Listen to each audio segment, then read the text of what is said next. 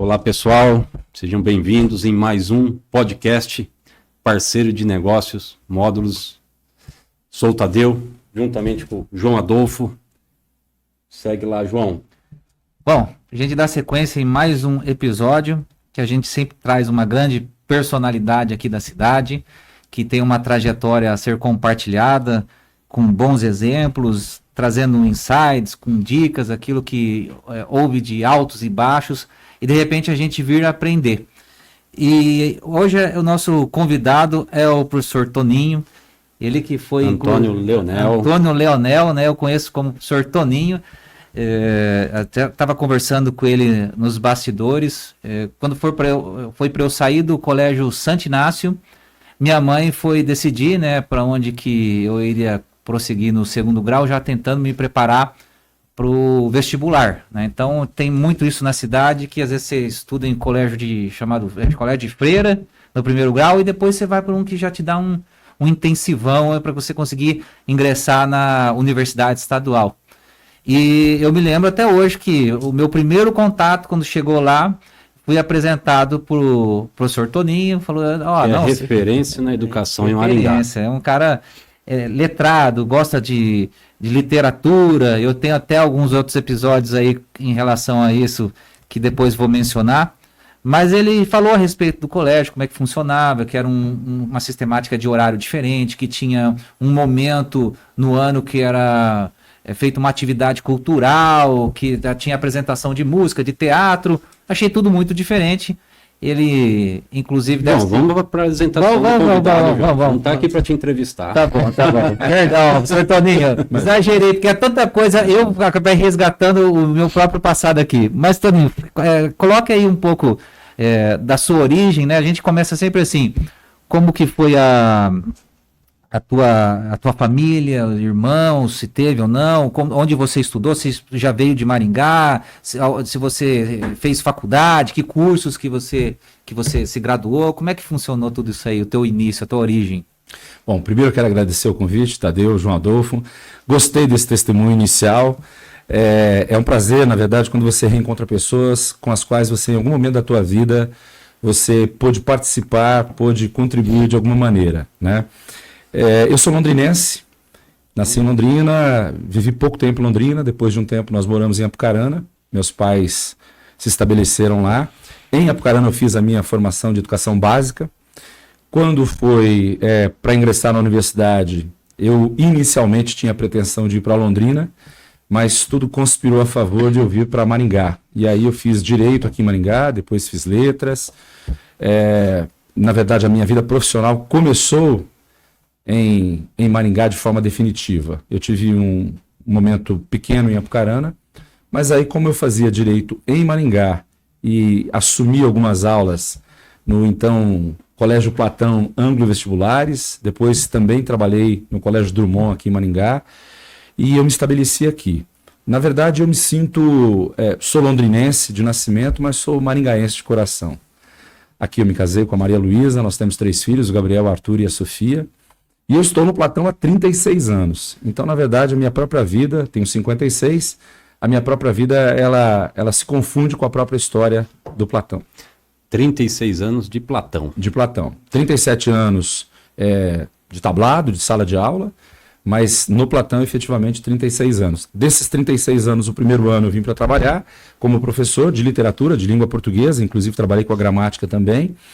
No ano subsequente, eu fui convidado para ingressar na sociedade e aí me tornei coordenador do Platão. Fui coordenador durante 25 anos, foi por meio da função que eu exercia que eu conheci o João Adolfo e a mamãe dele. E depois, né, quando a sociedade se findou em 2014, eu assumi a posição de direção. Estou diretor há 10 anos do Platão. Conheceu o João Adolfo quando era cabeludo, né? Rapaz. Tinha cabeludo e roqueiro. De vez em quando eu acho alguma dessas fotos e posto, só para ver quem ali da rede social se lembra desse período, né? Devolte, mas eu sou dessa época. O João Adolfo mudou um pouquinho, trocou os cabelos longos pelos óculos. E agora aumentando um pouco aqui, né? Tá calvície. Mas... O Tadeu tá mais cabeludo que eu, rapaz. Mas a gente pode observar que foi uma trajetória longa, né? 36 anos, sim, onde iniciou como para lecionar, sendo professor, E hoje, único dono, posso dizer assim, Pode dizer assim. Diretor. Eu tenho uma sócia, né, que é minha esposa. Que é essa majoritária. Majoritária, ou pelo menos mandatária. Mas o fato é que na verdade eu comecei muito novo, eu comecei com 19 anos. E aqui, no ângulo, no Platão, eu vim para cá, né, mas eu comecei com 20 anos. Então, por isso que essa trajetória é tão longeva. Mas é interessante, né, que quando eu olho para trás, eu sou muito grato. Eu sou muito grato a Deus porque trabalhar com jovem é um privilégio. Trabalhar com educação é um privilégio. E eu tenho justamente isso nessa trajetória, de trabalhar com crianças e adolescentes. Claro, durante um tempo, a nossa escola também tinha o cursinho pré-vestibular, então eu trabalhei com adultos. A minha esposa tem um Instituto Voz, que é um instituto de comunicação profissional, né? Onde tem até o PDC, que é um programa de desenvolvimento da comunicação. Trabalho com adultos, mas fundamentalmente lidar com criança e adolescente é realmente grandioso. Isso me faz muito bem. Trabalhar com a educação, do outro lado, falando como pai, é uma responsabilidade muito grande. Porque você está sem dúvidas acolhendo e ficando grande parte do dia na responsabilidade dos filhos. Então, fala para nós um pouco quais são os principais desafios de ter um colégio e administrar de forma para dar Tadeu, ao longo desses 36 anos, a escola que nós vivemos hoje não é a mesma que, por exemplo, o João Adolfo estudou. A essência dela é os valores que norteiam o Platão. O Platão sempre foi uma escola que teve uma postura relacionada aos valores mais conservadores, mas em relação aos procedimentos da educação, é uma escola de vanguarda, porque o Platão trouxe para o mercado inúmeras coisas novas. Por exemplo, o mercado tinha, por característica, que as aulas começavam às 7h30 da manhã, eram 5 aulas no período da manhã, terminando ali próximo ao meio-dia. O Platão já mudou isso, porque era uma mecânica e já era uma característica paulistana, porque nós estávamos vinculados à época ao anglo-latino. Então nós passamos a ter 6 aulas, as aulas começavam às 7h15, terminavam meio-dia e 15. As provas eram provas específicas num dia só da semana, então as mensais aconteciam aos sábados, as bimestrais ao longo da semana, ou seja, quando o aluno vinha para fazer prova, ele só fazia prova. Então, desde sempre, eu acho que lidar com a educação é desafiador. O desafio maior foi esse que você mesmo acabou de dizer. Os pais deixam sob nossa responsabilidade aquilo que eles têm de mais valoroso, aquilo que eles têm de mais importante. Os filhos. E a escola, ela lida com inúmeras formações, na minha opinião. Não é só a formação acadêmica. Ela tem uma influência espiritual, você disse que estudou numa escola, né, com essa característica. Ela tem uma influência emocional. Ela precisa nortear o jovem, a criança e o jovem, para os valores, para a cultura que ela tem, porque cada escola tem uma cultura muito própria. As escolas não são iguais, as escolas são diferentes. Costumo dizer que a nossa escola não é melhor e nem pior do que as outras. E isso não é por modéstia. É porque eu acredito nisso. O que a nossa escola é? Ela é diferente porque ela tem uma cultura própria, uma formação própria, uma identidade própria, uma maneira própria de ver a educação dentro do contexto de sociedade, dentro de um contexto de país, no universo que nós pertencemos, a sociedade.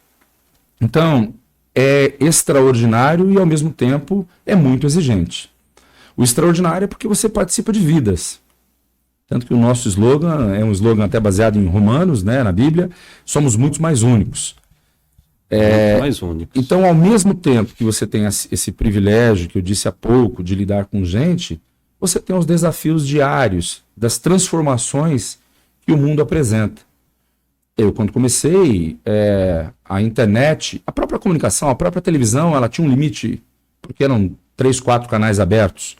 Hoje, nós temos, além dos canais abertos, você tem esse mundo, não é, da internet, você tem YouTube, você tem as mídias sociais, você tem o WhatsApp, então é um mundo muito mais comunicativo. E as pessoas recebem uma massa de informação muito maior. Então, por isso que é muito exigente. A família também, ela teve algumas mudanças, não é? A gente vivia num passado o privilégio dos nossos filhos poderem andar tranquilamente nas ruas, não é? Eles iam aos supermercados, às farmácias, às padarias, alguns andavam de circular. Hoje, essa liberdade ficou muito vigiada e, sobretudo, diminuída. E aí eu acho que é onde entra a escola, e entendo que nós ocupamos um espaço e fizemos algumas escolhas de identidade que nos foram muito importantes e que contribuem muito para a formação humana dos nossos alunos. Porque, na minha forma de ver, o mais importante da escola é essa contribuição, a formação humana. Eu entendo que o resultado, o acadêmico, está sob esse guarda-chuva. Primeiro você forma as pessoas. E eu entendo que quando as pessoas conseguem ter uma visão alargada de existência, tudo que há nelas pode melhorar, inclusive o aluno. Inclusive o aluno. Vejo que você está com anotações aí. Eu fiz algumas anotações, Dr. Toninho. Eu queria, de repente, não entrar em temas polêmicos, mas também vejo que é uma oportunidade. Pelo seguinte, quando coloca assim que somos muito mais únicos, né? Essa coisa da individualidade ou a característica, a gente vai ter uma pluralidade de gente, né? E imagino que se lá na minha época, eu chegando com cabelo comprido e vestido roupa preta, era o mais diferente, né? Dentro daqueles que era a turma do fundão, junto com o Dudu e outros parceiros lá. Hoje a coisa mudou tanto de 20 anos para cá, que eu imagino que tem até a questão de transexualidade, né? Eu acho que o Tadeu uma vez comentou a respeito de algo nesse sentido que está muito pluralizado. E esse talvez seja algum problema dentro de colégios com a questão do bullying. Como é que é o desrespeito, o controle? Porque o adolescente ele está naquela questão de hormônios, de brigas, de rebeldia. E eu até assisti recentemente aquele filme do Divertidamente, que está justamente mostrando a fase da menina na puberdade, que é um misto das emoções. Está muito em alta ainda esse filme aí. Eu queria entender como que nessa filosofia de vocês de somos muito mais únicos, como que lida com essa questão aí da diversidade atual, que evidentemente está muito mais do que foi lá em outra época, não tão até relativamente recente, né? Então eu vejo que mudou muita coisa. E você mesmo citou aí que mudou a família, hoje a gente tem acesso pelo celular, informação, não é aquela coisa só a televisão aberta. O que você me coloca assim dessa realidade das escolas hoje? Quando eu falo da mudança familiar, João, eu penso muito mais na presença. A vida adulta hoje talvez ela tenha muitas exigências e muitas vezes as famílias não conseguem ter uma participação efetiva na escola como se tinha antigamente. Em relação à pluralidade, ela sempre existiu, na minha opinião. Não é um fato novo. O novo é que isso deu voz e vez, principalmente às pessoas que supostamente têm visões diferentes da grande maioria. Ok? Então eu entendo que o que mudou basicamente é isso. Por quê? Porque numa sociedade organizada, para que ela possa ser efetiva e funcionar, eu acho que as regras são extremamente importantes. As regras no sentido de democratizar o ambiente. As pessoas precisam saber quais são os direitos e quais são os deveres. Então, acho que a partir do momento que a escola tem esse posicionamento claro, você tem poucos problemas. Porque a questão não são as individualidades, na minha forma de ver. As questões são os direitos e os deveres. Então, nós continuamos tendo alunos, e não é o Platão, todas as escolas, como se tinha 10, 15, 20 anos atrás. O que eu entendo é que as pessoas hoje, elas têm mais voz, e justamente por meio desses mecanismos que nós acabamos de falar. Mas é necessariamente isso. Eu vou para um outro exemplo e talvez eu possa responder de uma forma mais clara e mais objetiva. Quando um pai busca uma escola para o filho, eu entendo que é fundamental que ele conheça a escola, que ele vá até a escola, que ele procure saber quais são os projetos, as propostas, a visão daquela escola em relação à natureza humana. Quais são os pré-conceitos? Quais são os valores que se sobrepõem? Qual é a visão de futuro que essa escola tem na formação humana? Quando isso está definido, João, a pessoa se identifica com o ambiente. Então, na minha forma de ver, não existem problemas nesse sentido. O que existe é o indivíduo entender que ele faz parte. Eu vou te dar um exemplo básico. Eu estou olhando aqui, você está com um aparelhinho aí. Esse aparelhinho faz parte do cotidiano da vida de qualquer um. Dentro do Platão, há mais de 15 anos, ele é proibido. Onde que deixa? Não pode entrar ou deixa uma Não, caixa? na verdade, o aluno não pode utilizá-lo, Entendi. porque a gente não faz revista, não tem nenhum identificador de objeto. Agora, qual é o fato? Essa regra está estabelecida desde o momento que o pai nos visita, ou o aluno, né, que acompanha o pai, para saber quais são as regras da escola. E nós convivemos muito bem com isso. Todos concordam com essa regra? Não. Mas eu entendo que quem vai balizá-la é o adulto. E por que nós estabelecemos isso? Bom, primeiro existe uma lei que coíbe, o aluno não deve usar o celular dentro da sala de aula, e nós estendemos isso para os corredores, para os momentos de intervalo, porque nós queremos que esses jovens, principalmente os adolescentes, são aqueles que mais usufruem, né, e interagem, que eles possam conversar, interagir, bater um papo, concordar, discordar, até uma paquerinha, que eu acho que é extremamente saudável. Por quê? Porque se o dia tem 24 horas, ele passa 6 horas dessas 24 horas dentro do ambiente escolar, ele tem que produzir e ele vai ter a liberdade nas outras 16 ou 14 ou 15 horas para fazê-lo, para utilizar a maquininha. Então isso vale para tudo. O meu direito vai até onde começa o teu. A questão é que muitos dos assuntos que vêm hoje à baila, dessa pluralidade, foram politizados. E aí é uma seara que eu não entro. Eu lido com gente. Não lido com partido político, não lido com defesa de bandeiras. Eu entendo que todos têm o mesmo direito e o mesmo dever dentro do ambiente que nós temos, para que ele possa ser saudável. E as pessoas são diferentes. Então, nada do que nós vivemos hoje é inédito. Talvez o que existia antes era algo mais velado.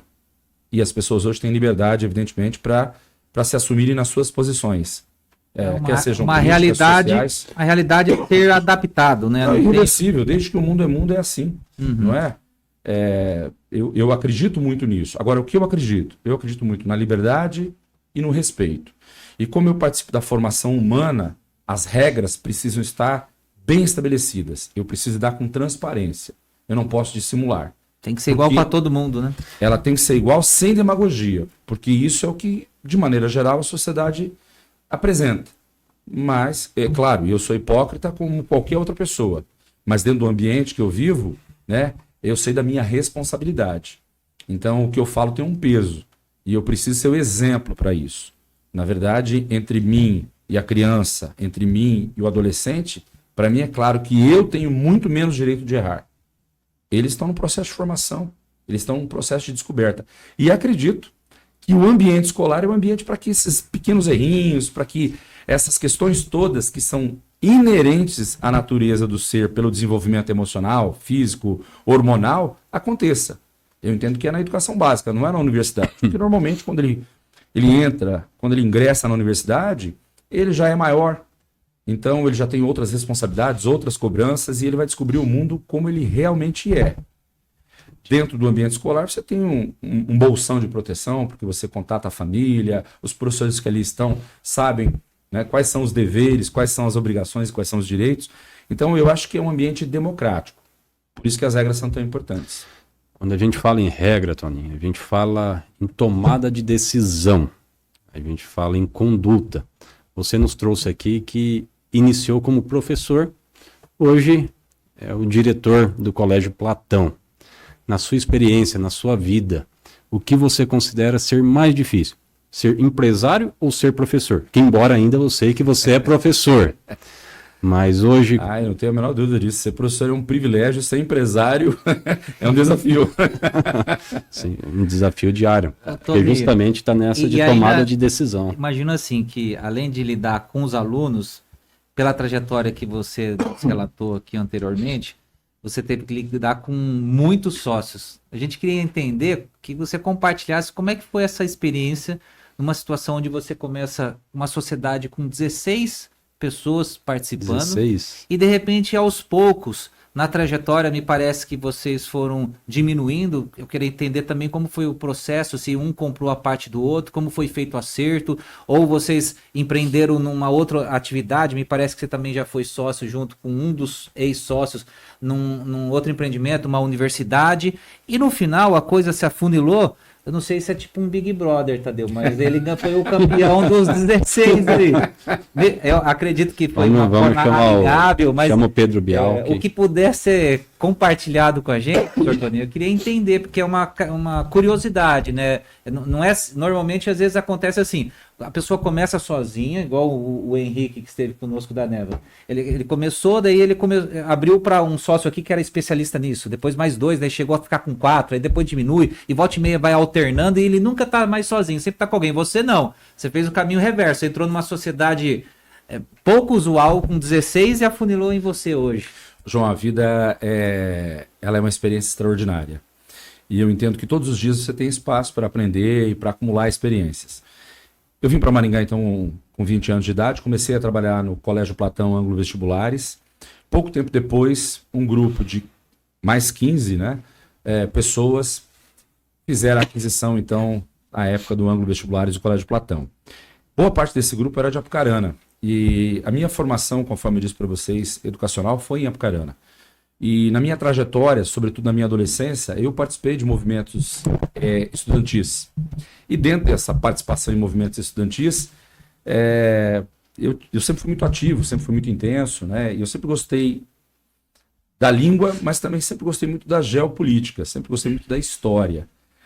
E necessariamente, por esse envolvimento, eu fui convidado aos 19 anos de idade, assim que eu passei no vestibular, pelo professor Pedro Zumas, para me tornar professor. Inicialmente um auxiliar, mas em pouco tempo ele já me colocou em sala de aula. O Zumas me deu aula. O Zumas também foi teu professor, mestre da língua portuguesa. E aí, eu morando em Maringá, sempre havia uma reunião em Apucarana, às sextas-feiras, um encontro de vários professores, os donos do Colégio Canadá, professor Oia, Perini, Zumas e Doribê, que foram teus professores, o Doribê acho que foi o único que não. Sim. E aí falava-se em montar uma outra escola, uma outra unidade, ou em Londrina e Maringá, né? E como alguns desses sócios, que se tornaram sócios depois, já estavam em Maringá, entre eles eu, Barbieri, Baroni, Pardal, convencionou-se então que eles iam procurar uma instituição aqui para adquirir ou para montar. E foi o que aconteceu.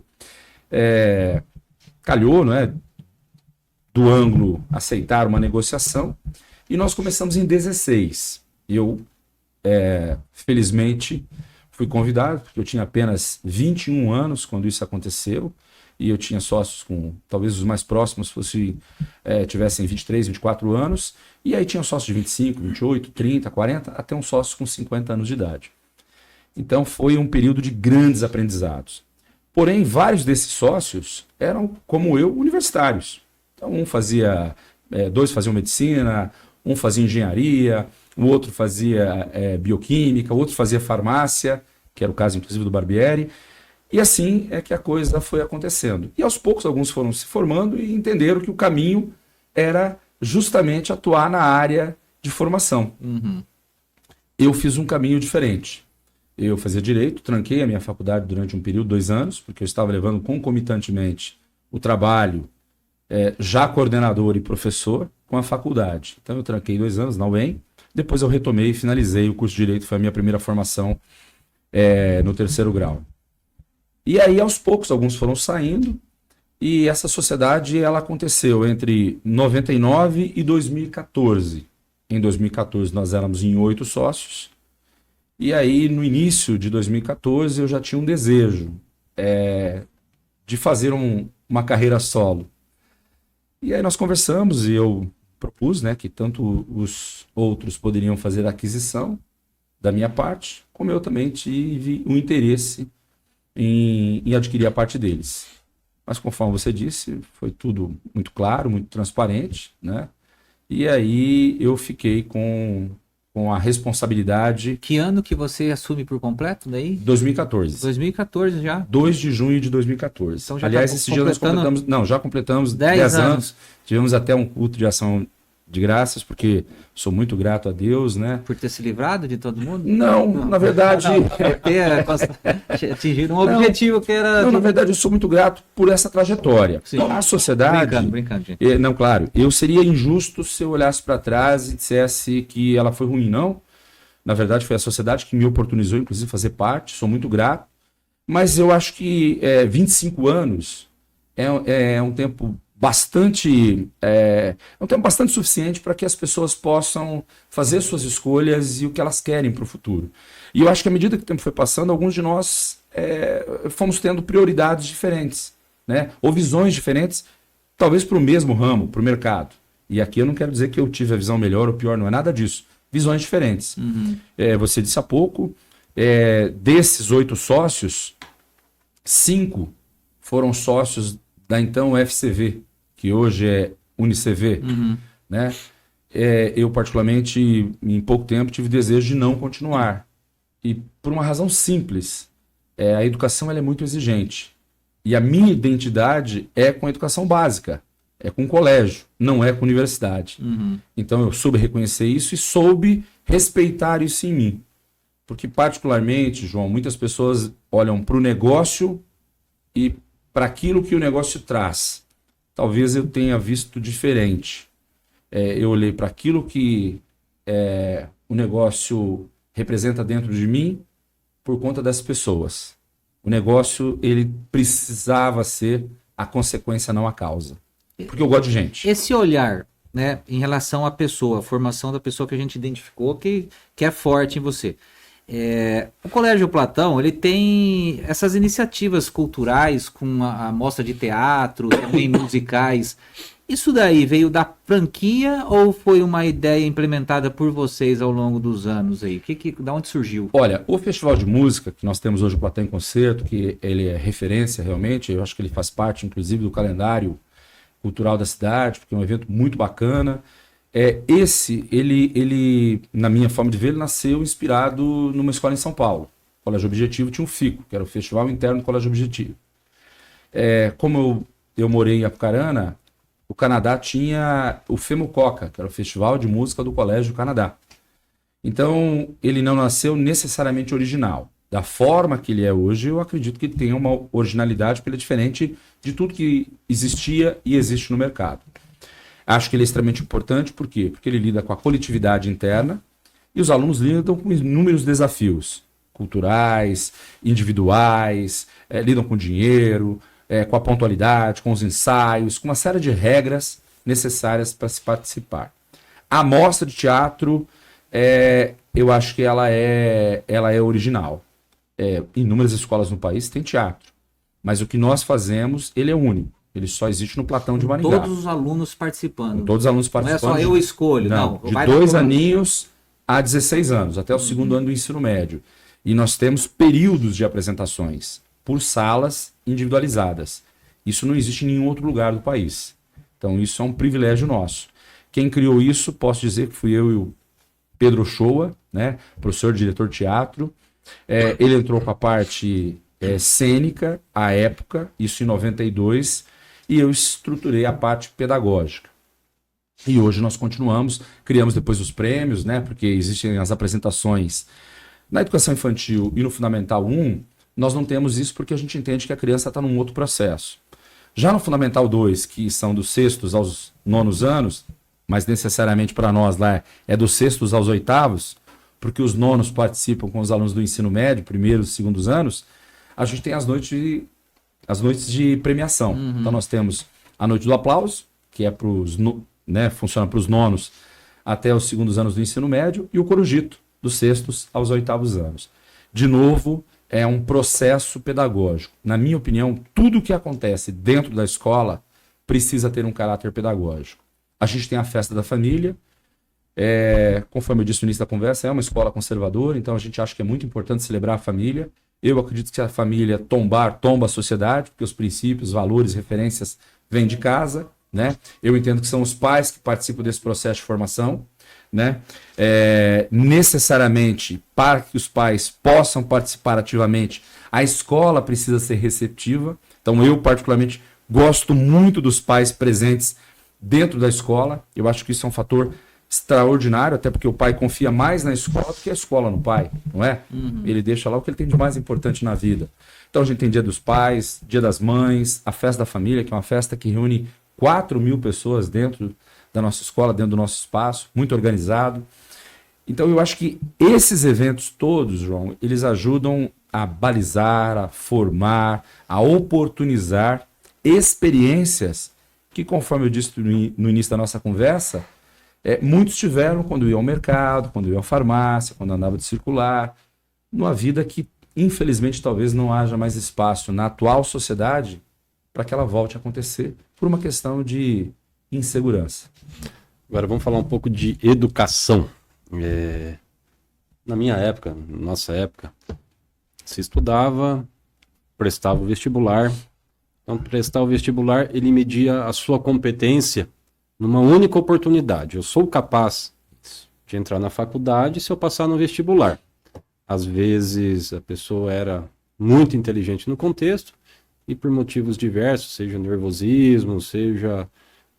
enfim, várias situações a pessoa não conseguia entrar mesmo sendo dedicada no curso. Hoje tem o PAS-UEM, PAS-UEM, né? PAS-UEM, exatamente. É um processo de avaliação seriada. E não sei se isso é em todas as universidades ou é só aqui. Não, o PAS-UEM é só da UEM. Algumas outras poucas universidades também têm um sistema seriado. Então, como o professor vê essa mudança na educação, essa inovação, esse processo que vem acontecendo? Olha, combinando com a pergunta anterior do João, e para te responder, Tadeu, o que eu entendo, novas práticas são necessárias. O mundo mudou, ele se modernizou, ele se tornou mais competitivo e mais exigente.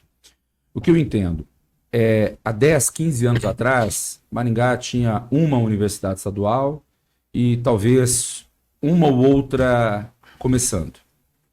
Hoje, Maringá tem pelo menos 5, 6 privadas, entre privadas e pública, né? E ainda tem também as possibilidades online. O aluno, se ele quiser, ele pode fazer um curso superior, não é? Online, que é o EAD, o ensino à distância.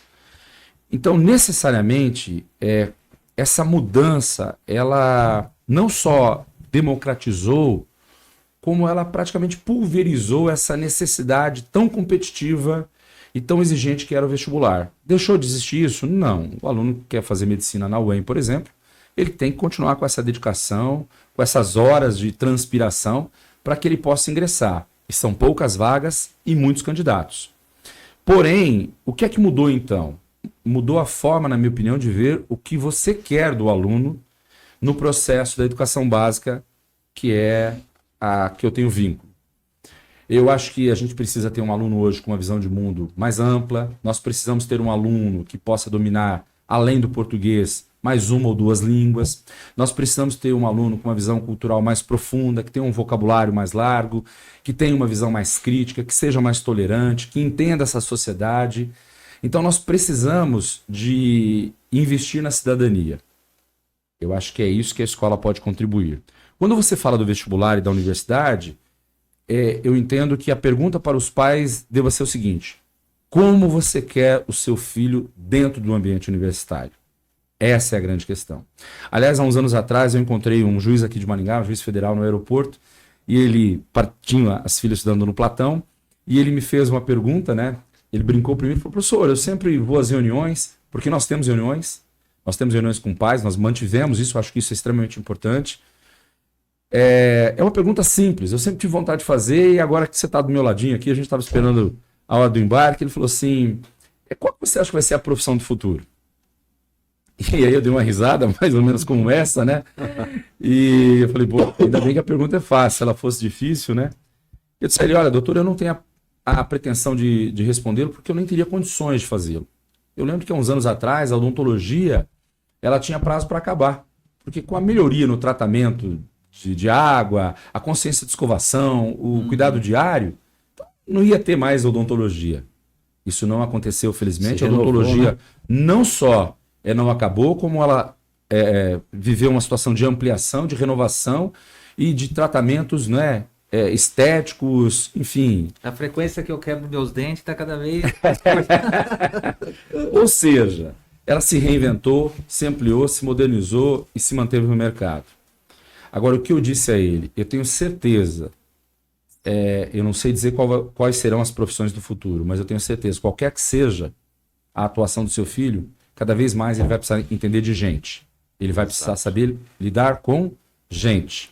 Olha, eu estou diante de um contabilista e de um advogado. e nós participamos de um podcast. Isso era inimaginável alguns anos atrás. E hoje faz parte disso, inclusive da comunicação de vocês. Então, o vestibular, eu acho que ele foi mitigado. Eu acho que o potencial que se abre, eu costumo dizer nas reuniões para os pais, que todos os nossos alunos entrarão na universidade. Todos, sem exceção. A diferença é que uns talvez entrem ao final de um ciclo e outros demorem um pouco mais, tenham que fazer um cursinho de 4 meses, ou de 1 ano, ou de 2 anos, dependendo do curso e a universidade escolhida. Mas eu também tenho, infelizmente, uma certeza. Os nossos filhos têm entrado cada vez menos maduros. Um jovem hoje de 17, 18 anos, ele é menos maduro do que um jovem de 5, 10 anos atrás com a mesma idade. Por isso que eu disse, como é que você quer que teu filho entre? E aí, João, eu acho que uma mostra de teatro, um festival de música, uma festa da família, essas... integrações que nós promovemos por meio do esporte, elas permitem muito um desenvolvimento humano. Ô, Toninho, Isso nunca mais sai do aluno. Você até no começo da conversa falando assim, não, o João ele falava muito menos naquele tempo, né? E na verdade, quando eu vejo a minha trajetória como pessoa, eu sei que em determinados momentos, até da minha adolescência, como atividade extra, primeiro eu fiz aulas de piano, mas depois eu também ingressei para a banda marcial. Toquei no Colégio Santo Inácio e no Marista. Tocava trompete, depois bombardino. E ali já era um coletivo, não era mais a pessoa sozinha. E a gente, fazendo um ensaio, cada um tinha uma música, tinha uma parte, aí a gente viajava para fazer apresentações, então era uma responsabilidade para tentar ganhar o concurso. Por fim, eu virei rebelde, peguei uma guitarra e montei banda, mas também tinha o compromisso de você fazer um ensaio e chegar lá com receio, com vergonha. Isso, e hoje em dia eu não tenho vergonha de nada. Pode botar eu para falar, João, quer comentar sobre futebol? Não entendo nada, mas eu dou uma lida e eu vou lá e faço. Gosta de uma câmera. Esses dias a gente estava em viagem, ele viu o Vampeta no aeroporto, ele ficou oriçado. É o seguinte, esses aqui falam assim... Oportunidade para o network, né? Não, o João tá olhando pro nada, de repente passou Marcos Frota. Marcos Frota. Ele falou, Marcos Frota, cheguei, vou tirar uma foto com nós aqui. Daí passou o Vampeta, o Tadeu e o Fábio, que é um parceiro nosso, estava junto, falou assim, percebe que a pessoa tá passando ali e tal. Tá ligado. Mas enfim, acho que características desenvolvidas, né? Eu tenho as minhas, Tadeu tem as dele, você certamente tem as suas, e é o que vai fazendo uma trajetória. A gente tem também altos e baixos, ou vai se lapidando, né? Como a pedra bruta. Mas eu acho que a escola tem obrigação de contribuir para isso. É importante. Eu entendo dessa forma. Mais ou menos assim, eu trabalho com literatura, então eu não entendo que são os pais que devem despertar nos filhos o desejo pela leitura. Se puderem fazê-lo, ótimo. Mas eu acho que essa é uma obrigação da escola. Essa é a obrigação do professor. Uma obrigação que a escola pública acaba não tendo. É porque nós vivemos duas realidades muito distintas, né? Entre privado e público. Então aí eu acho que já é uma outra seara. Como eu atuo e sempre atuei, apesar de ter sido formado pela escola pública, né? Tanto na minha educação do ensino médio como universitária, mas o meu trabalho sempre foi dentro da escola privada. Então sobre o setor público eu sei falar pouco. Mas eu sei das distâncias que existem. Sobre o teu colégio, Toninho, vou pegar aqui para números. Quantos alunos atuais matriculados, né, em atividade aí, e quantos que já passaram de toda essa trajetória e aprovação? Qual que é o percentual e números de aprovados? Você tem essa estatística? Olha, a gente tem, e qual é o fato? Eu sempre acreditei, João, que o resultado ele precisa ser a consequência e não a causa. E por que nós precisamos ter essa estatística, infelizmente? Porque o mercado ele exige isso. Há mais de 12 anos atrás, nós temos uma mudança drástica no nosso horário. Nosso horário começava às 7h15 e terminava meio-dia e 15. Nós trouxemos as aulas para 7h45 e para as crianças, para os menores, às 8 horas. Isso foi extraordinário. Nós fizemos isso baseado numa orientação do professor chamado Marcílio Rubner, professor doutor aqui da UEM, e isso contribuiu demais. Por quê, João? E já vou chegar nas perguntas que você me fez. Porque o desenvolvimento de uma criança e de um adolescente passa muito, e é muito importante, o tempo de sono. Porque ela está num processo de crescimento físico, emocional, intelectual, existe o hormonal que também está ali, mas muitas pessoas não aderiram. Ficaram receosas do horário que nós estávamos propondo.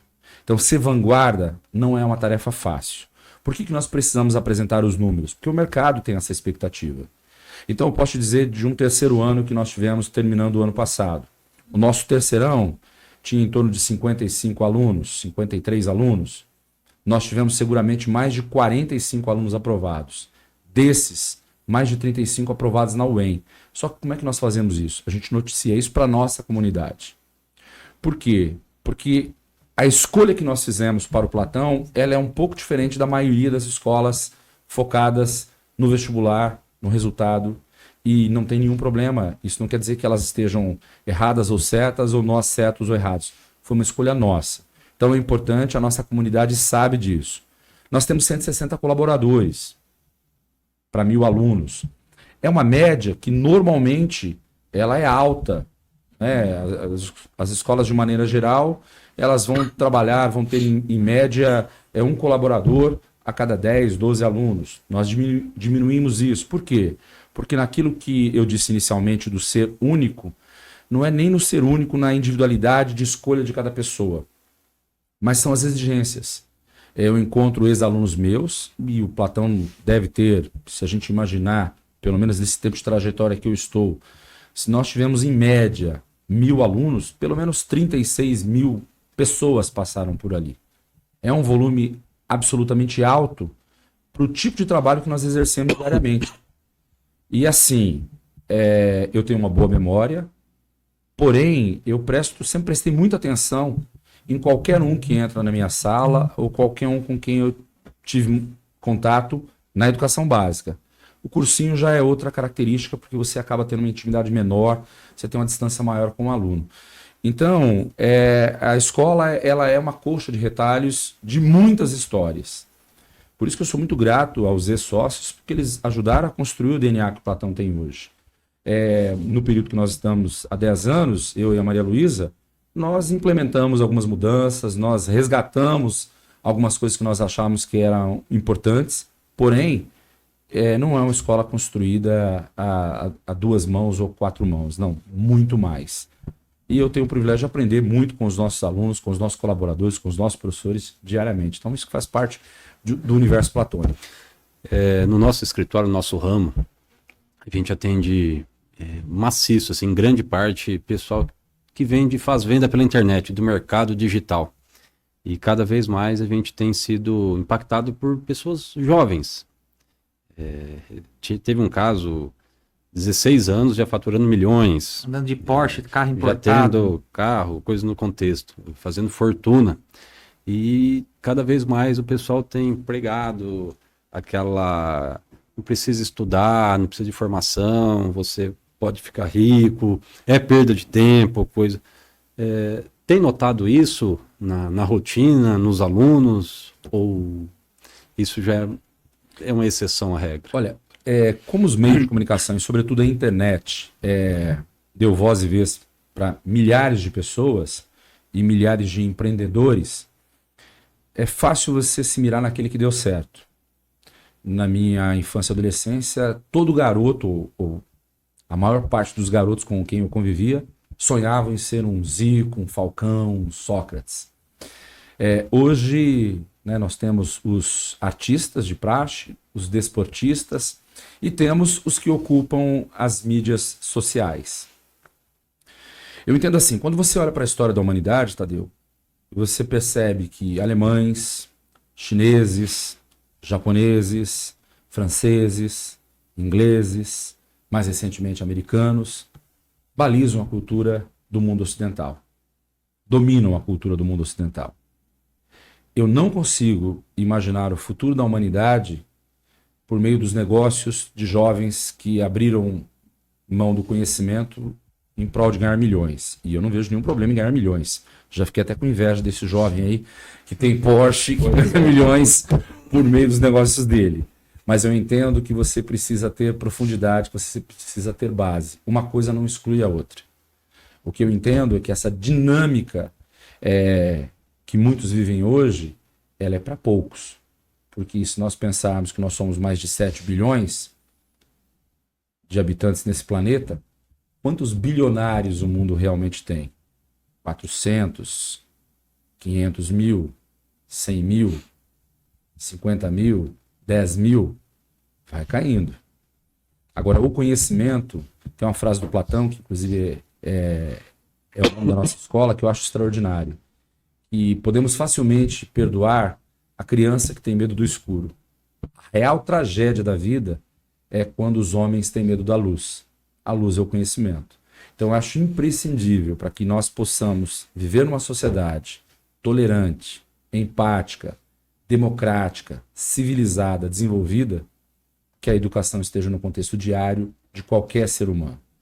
Então, o desenvolvimento empreendedor do indivíduo não pode excluir a educação, porque a base é essa mesma. Quando eu citei esses povos todos, qual é a grande diferença desses povos?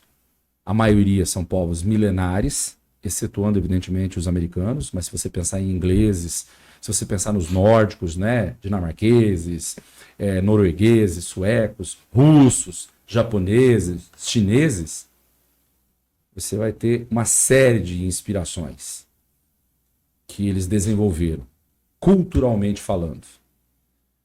E sem ser injusto com aqueles que, para mim, são os mais admiráveis, talvez pela influência do mundo ocidental, que são os gregos. Né? Eu não consigo imaginar, então, nós nos afastarmos do processo da educação. E isso não é porque eu trabalho com escola, é porque é o que eu acredito. A educação transforma um povo. Thomas Mann, escritor alemão, disse no início do século XX na Alemanha que um povo que lê suja menos a cidade e gasta menos água. Essa frase hoje pode ser clichê, mas ela tem mais de 100 anos. E a gente entende o que o lixo representa hoje e que a água não é infinita. E muitos países já vivem essas agruras. Esses dias eu vi uma matéria sobre Malta, que é um país de pouco mais de 400 mil habitantes na Europa, extremamente desenvolvido, com IDH lá em cima, e que precisa importar água, que não tem água potável no próprio país. É um país pequeno, como Luxemburgo, como Mônaco, né, como Liechtenstein, mas assim, a educação é a base de tudo. Se ela for subjugada, eu não acredito no futuro da humanidade, porque os negócios vão e vêm. Toninho, vou pegar um ponto aqui a respeito da educação. Eu sei da importância que você dá claramente como professor, proprietário de colégio, mas a gente entende também que você teve uma veia empreendedora. Inclusive, sabemos que não foi uma única empresa ou sociedade, você também até vem diversificando, já tivemos em situações operando crédito em relação a um empreendimento, vocês montando uma indústria de fertilizantes, seria isso, virando um cavalo de pau 180 graus, negócio que não tem nada a ver com a educação. Então, eu acho que seria importante para nós aqui também, fora essa questão da educação de base, alguma orientação para aqueles que nos assistem aqui, daquilo que você tem a contribuir do teu lado empreendedor. Né? Que dicas que você teria, porque você foi arrojado, você é corajoso, você continua ainda, mesmo com 56 anos, indo atrás, poderia estar tranquilo, porque imagino que já está bem de vida aí com o colégio, mas ainda assim vem investindo em outras áreas. Fora essa, tem mais alguma outra? O que você poderia relatar para a gente a respeito disso? Eu até gostaria de fazer um gancho, já para aproveitar a resposta, porque a gente pode considerar que o seu espaço como empreendedor solo faz 10 anos, então podemos falar que está engatinhando ainda. Jovenzinho. Até na resposta, se puder complementar, qual que foi a sua diferença que sentiu quando você tinha que tomar decisões em conjunto com o sócio e a partir do momento, embora você e sua esposa, mas eu sei que é um contexto de decisão um pouco diferente quando é sócios mesmo, sem contexto familiar. Faça esse gancho também dessa diferenciação. Legal. Bom, primeiro que eu faço parte de 3 empresas, né? Tem o Platão, a gente, no início do ano passado, nós começamos a Aurora Educacional aqui em Maringá, que é um centro de excelência para criança de 0 a 5 anos, é um ambiente assim absolutamente diferente de tudo que tem no mercado. É extraordinário. Quem nos assiste, inclusive, se puder, pode entrar, acessar o Insta Aurora Educacional e conhecer um pouquinho do que eu estou falando, além do Colégio Platão também. Essas são as minhas ações dentro da educação.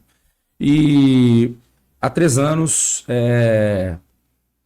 dois companheiros me convidaram para um desafio, uma nova empreitada, que era exatamente entrar na indústria de fertilizantes. O Brasil ele consome hoje 42 milhões de toneladas de fertilizantes. Produz pouco mais de 3 milhões. Há uma defasagem, portanto, de 39 milhões. E essa defasagem é compensada por importação. Vem da Rússia e com a guerra da Ucrânia, lascou da Rússia e da Ucrânia, exatamente. E aí conversamos, né? Havia aí uma situação interessante e o Edivaldo Júnior e o Felipe Albano me convidaram para ingressar na Dream Fértil, que é essa fábrica que nós temos em Quinta do Sol, que produz fertilizante orgânico e também agora organomineral. É uma empresa jovem, conforme você disse, é um desafio muito grande, porque o país é um país que tem um campo pro agro extraordinário e, na minha opinião, ainda não completamente explorado, né, porque nós temos realmente uma dinâmica que ainda pode crescer.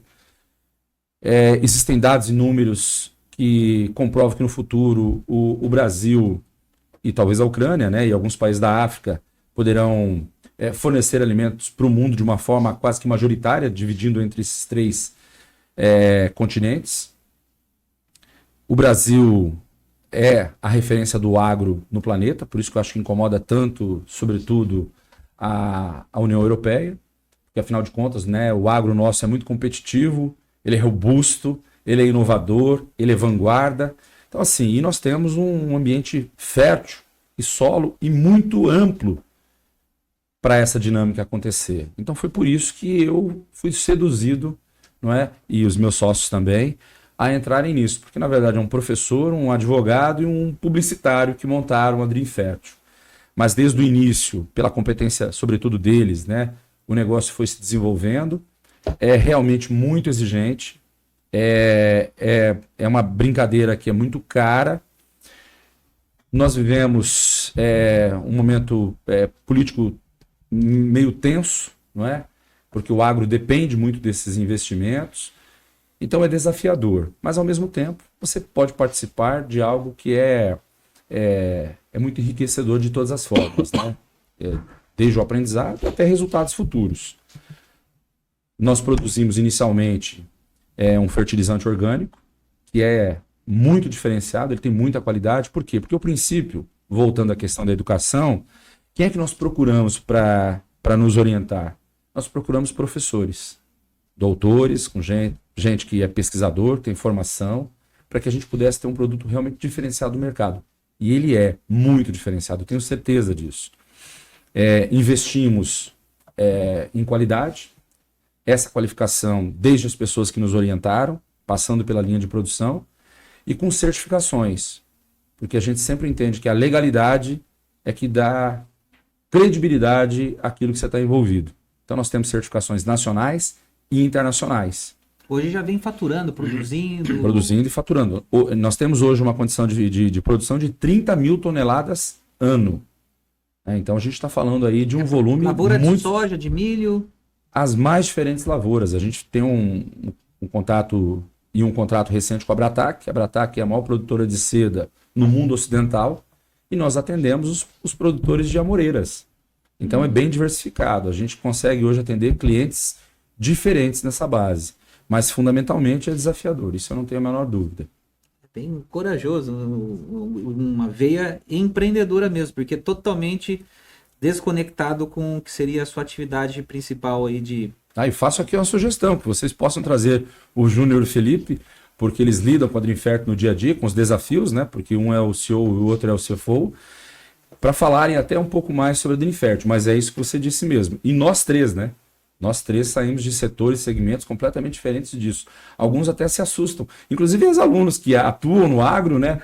Quando descobrem isso, falam, olha, mas o que aconteceu, né? Mas realmente o agro, ele é pujante, ele abre inúmeras portas e as possibilidades são ilimitadas. Isso porque é muito grande, né? Para finalizar aqui, estamos em cima, mas jogo rápido. Nosso convidado anterior, o Favoto, ele trouxe muito claro essa administração de sucessão. Você também trabalha com esse contexto, onde vislumbra essa sucessão do Colégio Platão? O que você vislumbra para o futuro? Olha, eu entendo o seguinte, que a meritocracia é um fator preponderante para a família estar no negócio. Então, a gente tem essa expectativa, mas conforme eu disse lá atrás, no início da conversa, eu acredito muito no livre-arbítrio. São 3 filhos, 2 já são maiores, ambos estudam fora. Eu acho que isso para mim foi um fator bastante importante para que possam ter o contato com o mundo verdadeiro, não apenas um mundo, não é?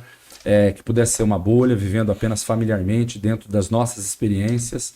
Um vai se formar em administração, o outro em economia, e eles já estão, sempre que entram em períodos de férias, ou mesmo durante o ano, nós fazemos algumas reuniões e eles trazem contribuições já para a nossa empresa. Esse ano nós começamos a primeira semana, os primeiros dias de aula, com o Conecta Platão. Então nós envolvemos alunos de 6º ao 3º ano em atividades muito diferenciadas que eles já viveram e experimentaram em São Paulo. Por isso que a aula começou quinta-feira. Isso, exatamente. Então quinta e sexta foram os 2 dias de Conecta Platão. E são atividades físicas, culturais, intelectuais, individuais, em grupo, que movimentam todos os alunos do 6º ao 3º ano. E nós estamos falando aí de mais de 500 alunos, né? Então, eu acho que a sucessão é uma coisa extremamente interessante e ela precisa ser feita de forma planejada, organizada e de forma que o tempo possa permitir a eles a escolha se sim ou se não. Mas nós já temos essa preocupação e já estamos implantando isso dentro da nossa empresa. Maravilha. Acredito que o nosso tempo já está bem no finzinho. Sim, faltando 3 minutos. É isso, professor Toninho. A gente só tem a agradecer pela participação, explanar da tua trajetória, da tua profissão, mas também dos empreendimentos que você administra, né? E é isso, Tadeu. Fica, de repente, para uma próxima situação, trazer os outros participantes na sociedade aí da Dreamfert, que é um outro empreendimento que eu também acredito que possa exponencializar muito aí os negócios. Toninho, queria agradecer o convite. Sei que o seu tempo é escasso e fez todos os esforços para estar aqui conosco, para enriquecer esse podcast. Imagina, um prazer para mim, obrigado pelo convite, né? Bom revê-los, porque afinal de contas, o João Adolfo, conforme eu disse no início, e ele aqui testemunhou, participou da construção, porque eu acho que isso é muito bacana. Todos os alunos que passam pela escola deixam uma marca, levam boas lembranças, mas também deixam, né, marcas indeléveis. E você tem vivido isso no dia a dia já, né, com as suas meninas lá. Muito obrigado pela confiança. Continuamos juntos. Mais uma vez, obrigado pelo convite. Até mais. Valeu, pessoal. Até a próxima.